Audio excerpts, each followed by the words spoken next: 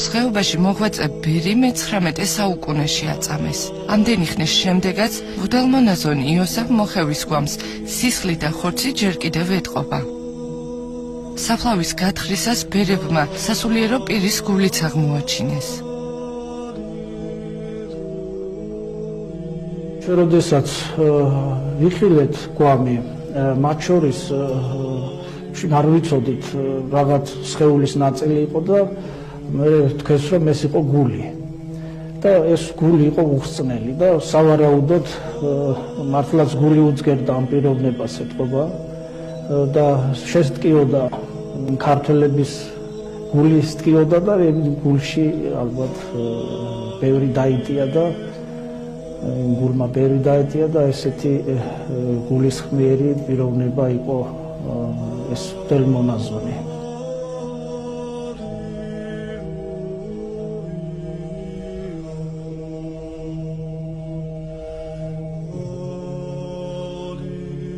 მღვდელმონაზონი იოსები სოფელ აბანოს წმინდა გიორგის სახელობის ეკლესიის ეზოში საუკუნეზე მეთხაც იყო დაკრძალული. გასულ წელს კი უწმინდესისა და უნეტარესის ილია მეორის ლოცვა-კურთხევით ამ ადგილას მისი საფლავი გაიხსნა.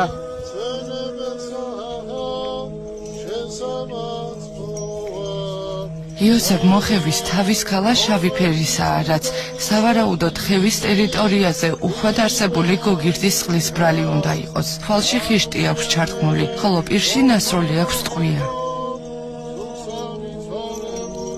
ჩვენთვის ცნობილი არის, რომ ვინმე მღვდელმონაზონი, რომელიც მოვაწეოდა თრუსოს ხეობაში, მოკლულ იქნა ადგილობრივი მცხოვრებლების მიერ. სავარაუდოდ ტაძარი, რომელიც აშენებულია მე-19 საუკუნის დასაწყისში,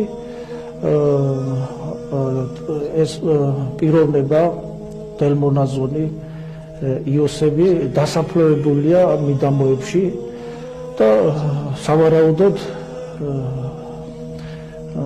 და ვფიქრობთ, რომ მოკლული იქნა ეს პიროვნება მე-19 საუკუნეში და იქ პატივით არის დასაფლავებული. როდესაც ჩვენ გავხსენით საფლავი მისი უწმიდესობის ლოცვა-კურთხევით მოხდა ეს, მეუფე დიმიტრი იყო ხელმძღვანელი, მეუფე პეტრე გახლდათ ამავე დროს გაიხსნა საფლავი და ჩვენ მართლაც ვიხილეთ მისი გვამი და იყო ნაიარევი უკნიდან ნასროლი ან ბლაგვი იარაღით ან რაღაც ამდაგვარი საბრძოლო იარაღით და იგულისხმება რომ ეს პიროვნება შეეწირა ეროვნულ ინტერესებს.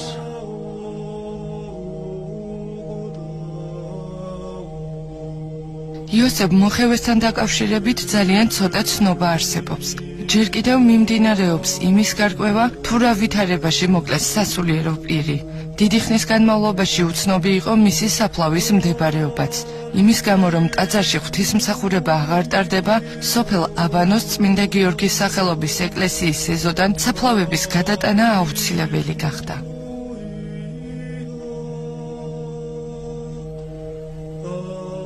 ბერი, რომელიც მე-19 საუკუნეში ოსებმა ეროვნების გამო აწამეს, დღეს 12 წმინდა მოციქულის მონასტერში გადმოასვენეს.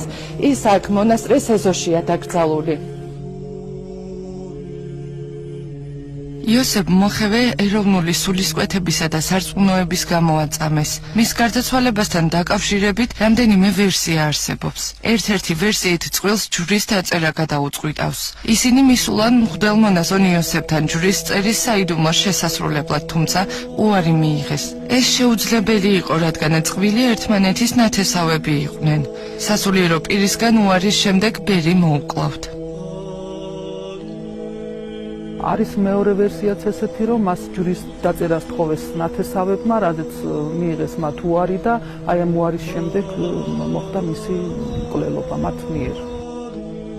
თრუსოს ხეობაში დღეს მოღვაწე სასულიერო პირების ინფორმაციით კი მღვდელმონაზონ იოსებს ოსებმა შეაწყვეტინეს წირვა, ტაძრიდან გაიყვანეს და დახვრიტეს.